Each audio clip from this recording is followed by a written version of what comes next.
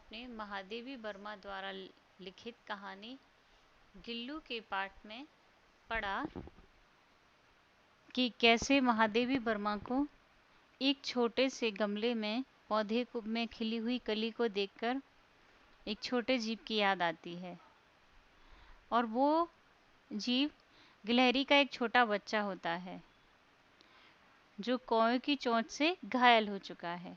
अब कहानी के अगले हिस्से में पढ़ते हैं। काक द्वे की चोंचों के 2 घाव उस लघु प्राण के लिए बहुत थे। 2 कौवे की चोंचों से घायल हुआ वह छोटा सा जीव बुरी अवस्था में था, अतः वह निश्चेष्ट सा गमले से चिपटा पड़ा था। वह मूर्छा की अवस्था में गमले से चिपका हुआ था, अपने आप को बचाने के लिए छिपा होगा। सबने कहा कौवे की चोंच का घाव लगने के बाद यह बच नहीं सकता, अतः इसे ऐसे ही रहने दिया जाए। अब घर में सभी ने जब उस घायल प्राणी को देखा तो कहा कौवे की चोंच से घायल हुआ है, छोटा सा जीव है, अब शायद यह बच नहीं सकता। परंतु मन नहीं माना, महादेवी वर्मा जी का मन नहीं माना। उसे हौले से उठाकर कमरे में ले आई। उन्होंने उसे धीरे से उठाया क्योंकि घायल अवस्था में था, छोटा सा कोमल सा जीव था, तो वे उसे उठाकर अपने कमरे में लाई। फिर रुई से रक्त पोंछकर घाव पर पेनिसिलिन का मरहम लगाया गया। पेनिसिलिन एक एंटीसेप्टिक दवा है जो इन्फेक्शन को रोकती है। इसकी इंजेक्शन भी होते हैं, दवा भी होती है। तो रक्त पोंछकर उसके घाव पर पेनिसिलिन का मरहम लगाया गया। रुई की पतली बत्ती दूध से भिगोकर जैसे तैसे उसके नन्हे से मुंह में लगाई, पर मुंह खुल न सका और दूध की बूंदें दोनों ओर ढुलक गईं। रुई की बत्ती से दूध पिलाने की कोशिश की उन्होंने, जैसे तैसे उसके मुंह से लगाया, क्योंकि एक तो वो छोटा सा जीव था, ऊपर से घायल था। घायल होने के साथ साथ वो बेहोशी की अवस्था में था। ऐसे में उसका मुंह खोलकर और उसको दूध पिलाना आसान काम नहीं था। तो रुई की बत्ती से पिलाने का प्रयास किया जा रहा था, लेकिन क्यों वो बेहोशी की अवस्था में था, इसलिए उसका मुंह नहीं खुल सका और दूध की बूंदें इधर उधर जो कि बत्ती से पिलाया जा रहा था ढुलक गई, यानी गिर गई। कई घंटे के उपचार के उपरांत उसके मुंह में एक बूंद टपकाया जा सका। बहुत समय तक उसका उपचार किया गया, देखभाल की गई। बड़ी मुश्किल से कई घंटे के बाद एक बूंद पानी टपकाया जा सका। तीसरे दिन वह इतना अच्छा और आश्वस्त हो गया कि मेरी उंगलियां अपने 2 नन्हे पंजों से पकड़कर, अब तीसरे दिन वह इतना अच्छा हो गया, अर्थात तीसरे दिन वह इधर उधर चलने फिरने लायक हो गया और आश्वस्त। जानवर जल्दी से ही इंसानों से दोस्ती नहीं करते, थोड़ा समय लगता है, लेकिन वो तीसरे दिन में ही बिल्कुल आश्वस्त यानी निश्चिंत, और उसे विश्वास हो गया, निश्चिंत हो गया, विश्वास हो गया कि इनसे मुझे कोई हानि नहीं है। वह लेखिका की उंगली को नन्हे नन्हे हाथों से पकड़ लेता था। नीले कांच के मोतियों जैसी आंखों से इधर उधर देखने लगा। लेखिका ने उसकी आंखों में कल्पना की है नीले कांच के मोतियों की, अतः वे लिखती हैं कि नीले कांच के मोतियों जैसी आंखों से इधर उधर देखने लगा वो गिलहरी का बच्चा। 3-4 मास में उसके स्निग्ध रोए, झब्बेदार पूंछ और चंचल चमकीली आंखें सबको विस्मित करने लगी। 3-4 महीने में उसकी जो पूंछ थी वो 3-4 महीने में ही बहुत ही स्निग्ध यानी कि बहुत ही कोमल और चिकनी चिकनी से जो बाल होते हैं ना, उनके जैसी हो गई। रोए, झब्बेदार पूंछ, और एकदम जो झाड़ू जैसी रहती है ना पूंछ, उसमें बिल्कुल भी स्किन दिखाई नहीं देती, बस बाल ही बाल दिखाई देते हैं। गिलहरी की पूंछ आप लोगों ने देखी होगी। और चंचल चमकीली आंखें सबको विस्मित करने लगी। उसकी पूंछ थी वो 3-4 महीने में बहुत ही झब्बेदार हो गई और उसकी आंखें भी चमकीली हो गई, जैसा कि लेखिका ने पहले कल्पना की है, नीले कांच के मोतियों जैसी।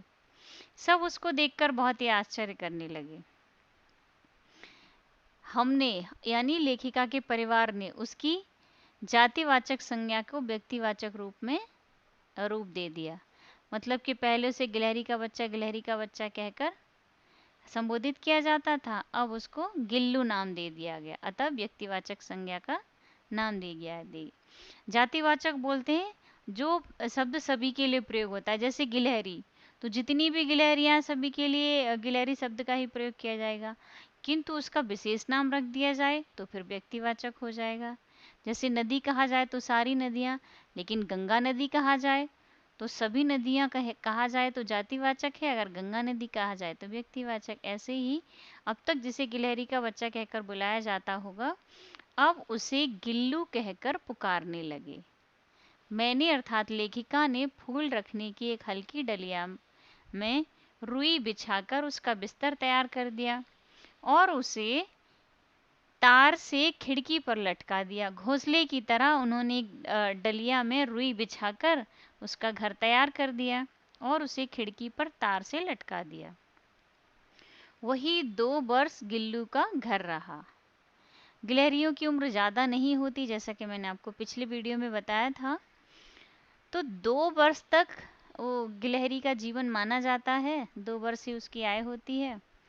तो वो गिल्लू, जो गिलहरी का बच्चा था जिसका नाम लेखिका ने गिल्लू रखा था, 2 वर्ष तक वही उसका घर रहा। क्या रहा? वो जो डलिया लेखिका ने खिड़की पर टांग दी थी रुई बिछाकर, बस वही। वह स्वयं हिलाकर अपने घर में झूलता, बस वो डलिया में बैठ जाता, आराम से उसे झूले की तरह झुलाता रहता। अपनी कांच के मनकों सी आंखें, कांच के मनके यानी कांच के मोतियों जैसी जो आंखें थीं उसकी, कमरे के भीतर खिड़की से बाहर न जाने क्या क्या देखता समझता रहता था। अब क्योंकि गिलहरियां चंचल होती है, एक जगह बैठती नहीं है, तब वो गिल्लू भी यहाँ से वहाँ घूमता रहता था, अपनी कांच जैसी आंखों, कांच के मोतियों जैसी आंखों से इधर उधर देखता रहता। परंतु उसकी समझदारी और कार्यकलाप पर सबको आश्चर्य होता था। सभी जो छोटे से जानवर से एक्सपेक्ट नहीं करते, वो सारी समझदारी और कार्यकलाप से उन्हें आश्चर्य होता था। वो ऐसे ऐसे काम करता था जो छोटे छोटे जीवों से एक्सपेक्ट नहीं किया जा सकता। जब मैं अर्थात लेखिका, जब लेखिका लिखने बैठती, तब अपनी ओर ध्यान आकर्षित करने की उसे इतनी तीव्र इच्छा रहती थी कि उसने एक उपाय खोज निकाला। अब लेखिका से वो कैसे कहता, छोटा सा जीव, लेकिन वो चाहता था लेखिका उसके साथ खेले, तो उनका ध्यान आकर्षित करने के लिए उसका बहुत मन करता था। ऐसे में अपनी तीव्र इच्छा को पूरा करने के लिए उसने एक उपाय निकाल लिया। क्या उपाय निकाला? वह मेरे पैर तक आकर सर से पर्दे पर चढ़ जाता, फिर उसी तेजी से उतरता। उसका यह दौड़ने का क्रम तब तक चलता जब तक कि मैं उसे पकड़ने के लिए ना उठती। अब वो क्या करता था?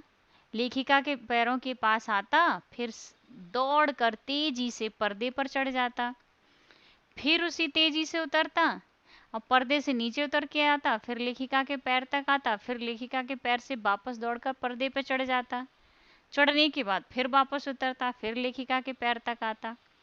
यह दौड़ने का क्रम तब तक चलता जब तक मैं उसे पकड़ने के लिए न उठती, अर्थात लेखिका उसे पकड़ने के लिए न उठती। वे चेयर पे बैठकर टेबल पे कुछ अपने बुक में स्टोरी वगैरह लिखती थी, तो जब लेखन कार्य करती थी तो उनका ध्यान आकर्षित करने के लिए गिल्लू ये सब किया करता था। आगे कहा, कभी मैं गिल्लू को पकड़कर एक लंबे लिफाफे में इस प्रकार रख देती कि उसके अगले 2 पंजों और सिर के अतिरिक्त सारा लघुवाद लिफाफे के भीतर बंद रहता। अब लेखिका गिल्लू को पकड़कर एक बड़े से एनवलप में रख देती और उसके अगले 2 पंजे सिर के अतिरिक्त सारा लघुवाद मतलब छोटा सा उसका जो शरीर था वो एक एनवलप में बंद कर देती थी। इस अद्भुत स्थिति में कभी कभी घंटों मेज पर दीवार के सहारे खड़ा रहकर वह अपनी चमकीली आंखों से मेरा कार्यकलाप देखा करता। इस स्थिति में वह घंटों मेज पर बैठा रहता था उसी एनवलप में, उस लिफाफे में जहाँ लेखिका उसे खड़ा कर देती थी। भूख लगने पर चिक चिक करके मानो वह मुझे सूचना देता, और काजू या बिस्किट मिल जाने पर उसी स्थिति में लिफाफे से बाहर वाले पंजों से पकड़कर उसे कुतरता। भूख लगने पर वो चिक चिक, गिलहरियों को देखा चिक चिक की आवाज करती, तो वो चिक चिक की आवाज करता है तो लेखिका समझ जाती कि अब ये भूखा है, और उसे काजू और बिस्कुट दे दिया करती थी। वह उसी लिफाफे में बाहर निकल कर नहीं आता था कि बाहर निकल के खाए, अपने झूले में चढ़ जाए, नहीं, उसी स्थिति में लिफाफे से बाहर वाले पंजों से पकड़कर कुतरता, यानी धीरे धीरे खाता रहता था, लेकिन लिफाफे में ही खड़ा रहता था, जैसा कि लेखिका उसे खड़ा करती थी। फिर गिल्लू के जीवन का प्रथम बसंत आया, अर्थात जब थोड़ा सा वो बड़ा हो गया, कई महीने गुजर गए, तो बसंत ऋतु आई। तो वह उसके जीवन का प्रथम बसंत था, इसलिए लेखिका ने लिखा है कि गिल्लू के जीवन का प्रथम बसंत आया। नीम चमेली की गंध मेरे कमरे में हौले हौले आने लगी। उनके घर के आसपास बहुत सारे पेड़ थे, उनमें से नीम और चमेली के फूल जब खिलने लगे तो फूल खिलने पर चारों तरफ सुगंध फैल जाती है। वही सुगंध धीरे धीरे लेखिका के कमरे में आने लगी। बाहर की गिलहरियां खिड़की की जाली के पास आकर चिक चिक करके न जाने क्या कहने लगी। अब जहां खिड़की पर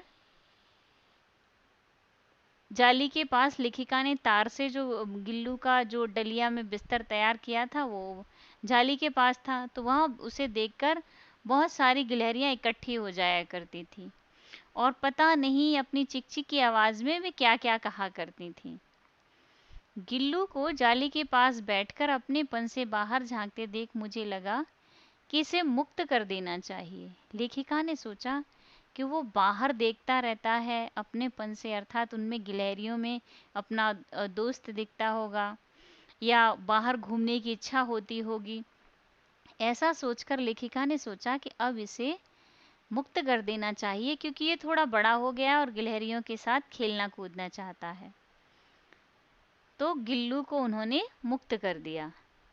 मैंने कीलें निकालकर जाली का एक कोना खोल दिया। लेखिका ने क्या किया, जाली किसी कील से लगी हुई होगी खिड़की में, तो उन्होंने उस जाली से कील निकाल दी और उसका एक कोना खोल दिया।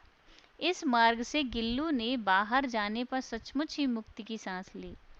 लेखिका ने यह देखा कि गिल्लू बाहर जाकर बहुत ही खुश रहता है, गिलहरियों के साथ खेलता है, यहाँ से वहाँ भाग दौड़ करता है, तो उन्हें बहुत प्रसन्नता हुई, और उन्होंने इसलिए यहाँ पे लिखा है कि सचमुच ही मुक्ति की सांस ली, यानी गिलहरी या वो गिल्लू बाहर जाकर बहुत ही प्रसन्न हुआ।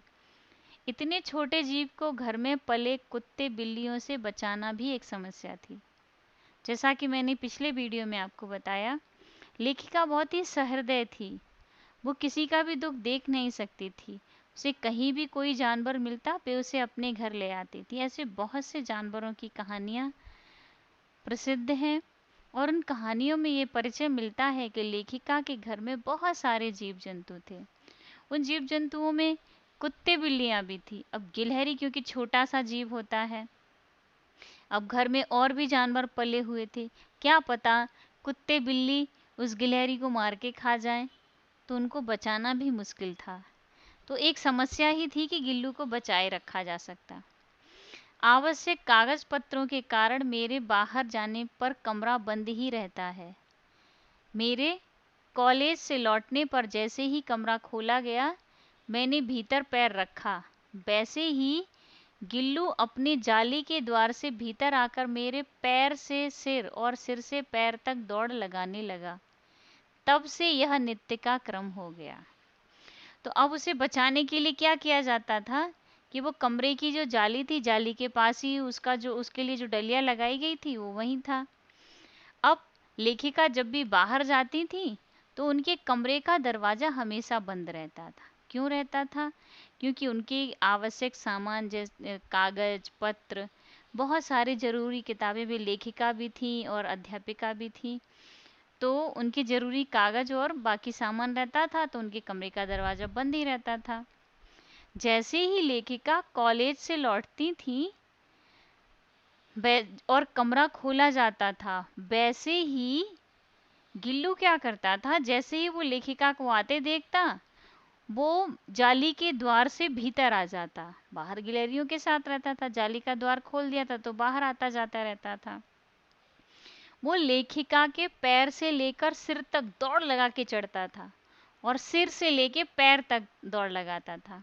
आपने देखा होगा घर में पालतू जानवर होते हैं, जब भी घर से आप कहीं बाहर गए हुए हैं और वापस घर पर आते हैं तो वो आपके शरीर पे दौड़ लगाता है। दौड़ लगाने का अर्थ है जैसे आपने कुत्ता पाला हुआ है, वो भाग के आके आपकी गोद में चढ़ना चाहेगा, आपके ऊपर भाग के आके पैर रख लेगा, आपको चाटना शुरू कर देगा, क्योंकि उनके प्रेम दिखाने का तरीका यही, वे बोल नहीं सकते, उनके पास शब्द नहीं होते हैं, भाषा नहीं जानते वे सभी। ऐसे ही गिल्लू भी किस तरीके से उस लेखिका के आने का इंतजार करता था, वो कैसे बताए लेखिका के आने पर वो प्रसन्न हो रहा है। तो इसी प्रकार वह पैर से सिर और सिर से पैर तक दौड़ लगाता और लेखिका से प्रेम का इजहार करता था। तब से यह नित्य का क्रम हो गया, हर रोज ऐसा ही होता था। जैसे ही लेखिका आती थी और गिल्लू भागकर उनके पास आ जाता था। शेष व्याख्या अगले वीडियो में।